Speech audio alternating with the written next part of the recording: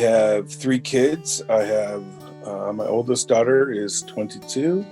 My middle son is about to be 17.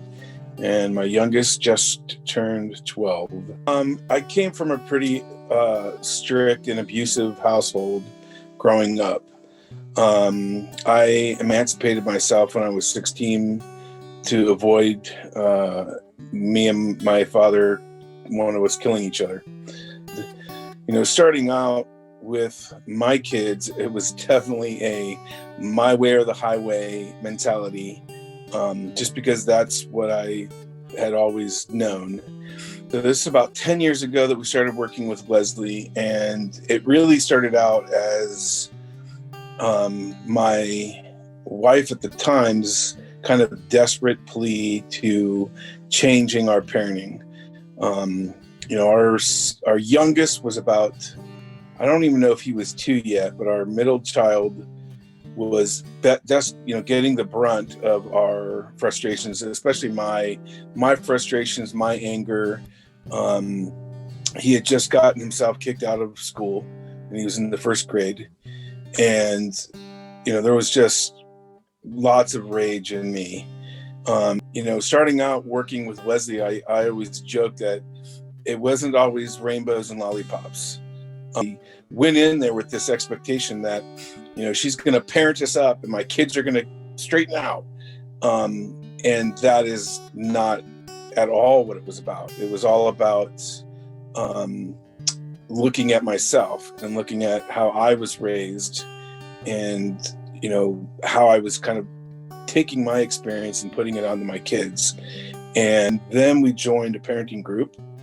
And, that was another really big step too, because, having other parents that are struggling with very similar stuff, you get that kind of commiseration effect, and you also get to learn from each other's experiences. So, one parent was having this struggle, you might be also having that struggle, but that might not be your focus. You might be thinking about something else, but you get to learn from, their own mistakes. And I've been doing this for 10 years, so I can give a lot of the parents the perspective of, yeah, I was there. I remember how hard it was. I remember how difficult it was.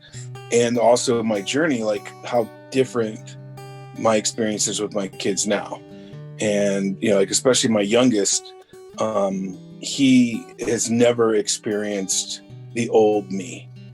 But in that process of really looking at my stuff and seeing my child's behaviors as not being out to get me or directed at me, but at trying to, have their own feelings and have their emotions about their experience, and maybe not having the ability to communicate in the way that I wanted them to communicate. And so it's like when I always tell a story with Leslie that I had this aha moment of coming home and having my middle son really being in a freak out.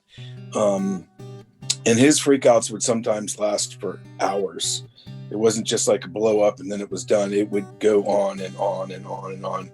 And he was raging about, and I can't even remember what it was, but it was bath time, and he gets in the bath, and I come in there and I could tell that he needed the connection. And I got in the bath with him fully clothed and sat in there with him and just loved him. And,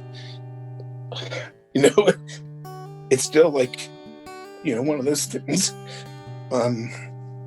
that just brings me right back there. And it was just so powerful of a moment. And, I have been in the counseling field for, going on 30 years, actually more if I count. Actually, I started in high school doing peer counseling. So I always, want other people to be able to learn from my experience. And, even now, still listening to people talk about their stories, it seems like, especially in the groups that I'm in right now, it's mostly young children. None of them are probably over 7 or 8. And when I tell them about my story, about when my kids were that young, the experiences that I had, the struggles that I had, and then how doing this work led me to where we are now, which is, I feel like I have just an absolutely fantastic relationship with my children. I feel like my kids can talk to me about anything. There's no judgment.